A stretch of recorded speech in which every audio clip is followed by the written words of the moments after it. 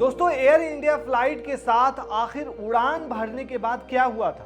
कैसे 98 सेकेंड में सब कुछ तबाह और बर्बाद हो गया? इसकी रिपोर्ट सामने आ गई है। रिपोर्ट में कई चौंकाने वाले फैक्ट भी सामने आए हैं। दरअसल दोस्तों, प्लेन ने दोपहर 1:37 पर उड़ान भरी। 1:38 तक एक इंजन की स्पीड टेक ऑफ रोल के दौरान 284 किलोमीटर प्रति घंटा हो चुकी थी। मतलब टेक ऑफ लेने वाला था, जब प्लेन जो है रनवे पे दौड़ रही थी उस टाइम ये स्पीड थी। उसके बाद जैसे ही जमीन को प्लेन ने छोड़ा, इसकी स्पीड 287 से ज्यादा हो गई। हवा में उड़ान भरने के बाद ये प्लेन सिर्फ 32 सेकेंड ही हवा में रह सका। हवा में जाने के बाद इस विमान की जो स्पीड थी दोस्तों, वो 334 किलोमीटर प्रति घंटा की हो गई।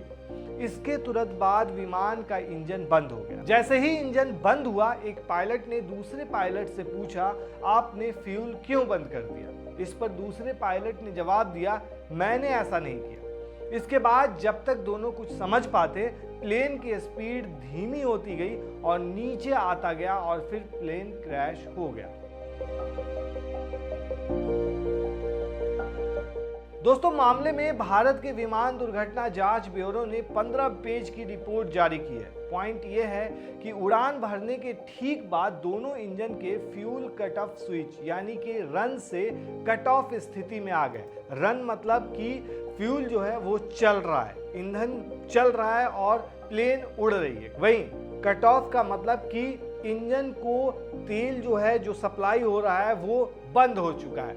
ऐसे में वो भी ये सारी चीजें 1 सेकेंड के गैप में हुई। हादसे से कुछ ही सेकेंड पहले दोस्तों पायलटों के बीच जो बातचीत हुई वो भी रिकॉर्ड हुई है। एक पायलट ने जो आपको बताया अभी कि पूछा, आपने फ्यूल क्यों बंद किया? इस पर दूसरे पायलट ने जवाब दिया, मैंने ऐसा नहीं किया। ये बातचीत दोस्तों तकनीकी खराबी या मानवीय भ्रम की ओर इशारा करता है। टेक ऑफ के कुछ ही पलों बाद सीसीटीवी में देखा गया कि इमरजेंसी पावर सप्लाई सिस्टम यानी कि RAT एक्टिव हो गया, और ये तभी होता है जब इंजन बंद हो जाता है। मतलब इंजन तो बंद हो गया था, ये क्लियर है। रिपोर्ट में कहा गया कि जांच में पक्षियों के टकराने का कोई प्रमाण नहीं मिला है।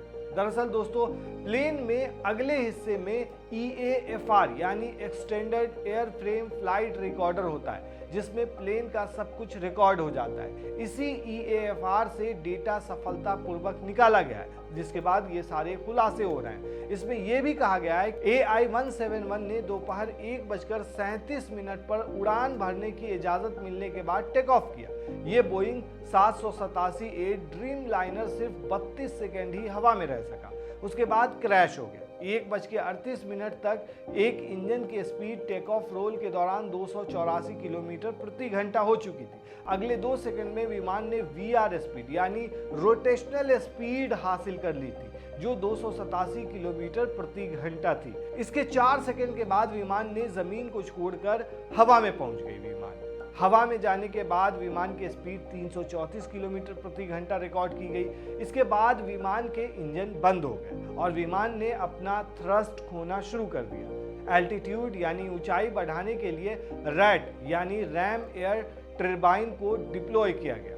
रैट तब चलाया जाता है दोस्तों जब किसी समस्या की वजह से इंजन फेल हो जाता है या फिर हाइड्रोलिक सिस्टम काम करना बंद कर देता है। एविएशन एक्सपर्ट्स बताते हैं कि निचली ऊंचाई पर एयर फ्लो कम होता है और तब RAT उतना काम नहीं करता। ये तभी काम अच्छे से करता है जब विमान आसमान में अधिक ऊंचाई पर हो। मतलब अगर ऊंचाई पे होता उसके बाद रैट एक्टिव रहता तो मतलब हादसा टल भी सकता था या कम हो सकता था। दोस्तों, रिपोर्ट के मुताबिक इंजन 1 का fuel cut off switch run mode में 5 सेकेंड बाद डाला गया, जिससे इंजन रिकवरी के संकेत मिले भी थे। 2 सेकेंड बाद APU Intel door auto start logic से खुलने लगा। इंजन 2 भी 2 सेकेंड बाद स्थिर मोड में जाने लगा था। इंजन 1 ने अपनी कोर स्पीड की गिरावट रोक दी थी, जिससे वो फिर से चालू हो सका। वहीं इंजन 2 अपनी कोर स्पीड की गिरावट को नहीं रोक सका, जिससे वो दोबारा फुल फंक्शन में नहीं आ पाया। उसके बाद दोस्तों, जब ये सारी चीज़ें हो रही थी, अचानक इंजन जब बंद हो गया था तो दोपहर 1:39 पर MAY मेडे कॉल किया गया था। मतलब हेल्प मांगी गई थी फ्लाइट के अंदर से। 6 सेकेंड बाद EAFR ने रिकॉर्ड करना बंद कर दिया। अब इसी से समझ जाइए कि रिपोर्ट में जो बताया गया, एयर ट्रैफिक कंट्रोल अधिकारी ने मेडे कॉल पर जवाब मांगा, लेकिन कोई प्रतिक्रिया नहीं मिली क्योंकि विमान तब तक हवाई अड्डे की सीमा के बाहर दुर्घटनाग्रस्त हो चुका था। दोस्तों, आपको पता ही है इस हादसे में 241 लोग सवार थे, वो मारे गए, एक शख्स सिर्फ बचा था, जिसके बाद उसने आंखों देखा हाल भी बताया था, जिससे प्रधानमंत्री भी मिलने के लिए गए थे।